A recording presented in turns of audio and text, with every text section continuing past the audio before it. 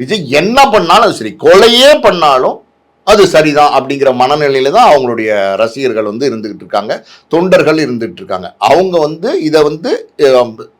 இந்த விஷயத்த சங்கீதா மேலதான் தப்பு அப்படிங்கிற மாதிரி வந்து இன்னைக்கு வந்து பேசிட்டு இருக்காங்க. அப்படி இருக்கும்போது அந்த நடிகை அவங்க வந்து விஜய்கிட்ட கேட்டிருப்பாங்கன்னு நினைக்கிறேன், விஜய் என்ன என்னை பத்தி தப்பு தப்பா பேசுறாங்க இந்த சோசியல் மீடியால, ஒரு தேசிய கட்சி தலைவர் கூட வந்து விஜய் நீங்க அந்த நடிகை வீட்டுல இருந்து வெளியில வாங்க அப்படிங்கிறாரு, என்னை இப்படி பேசுறாங்களே நீங்க பார்த்துட்டு சும்மா இருக்கீங்களே அப்படின்னும் போது அவர் சொல்லியிருக்காரு, நீ கவலைப்படாத, நான் உன்னைய வந்து மனை மாதிரி கூப்பிட்டு போறேன், பொது இடங்களுக்கு கூப்பிட்டு போறேன், யார் என்ன செய்வான்னு பார்ப்போம், நீ உன்னோட பேசுற வாயெல்லாம் அடைப்போம் அப்படின்னு சொல்லிட்டு அந்த நடிகை கூப்பிட்டு வந்திருக்காரு. இது வந்து அந்த நடிகைக்கு தெரியாம இருக்க போது, எல்லாம் தெரியுமா, அந்த நடிகைக்கு ஒண்ணுமா தெரியாது. அந்த நடிகைக்கு தான் முதல் காதலா?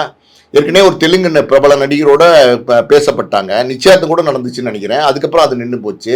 அதுக்கு முன்னாடி ஒரு காதல் இருந்துச்சு, அதுக்கப்புறம் இது 3ஆவதோ 4ஆவதோ காதல். எல்லாமே தெரிஞ்சுதான் வந்து இதெல்லாம் பண்ணிட்டு இருக்காங்க. ஒரு குடும்பம், அந்த குடும்பத்தை நம்ம கெடுக்கிறோம், அந்த குடும்பத்தை நம்ம உடைக்கிறோம் அப்படிங்கிறதெல்லாம் அவங்களுக்கு தெரியாமலாம் இல்லை.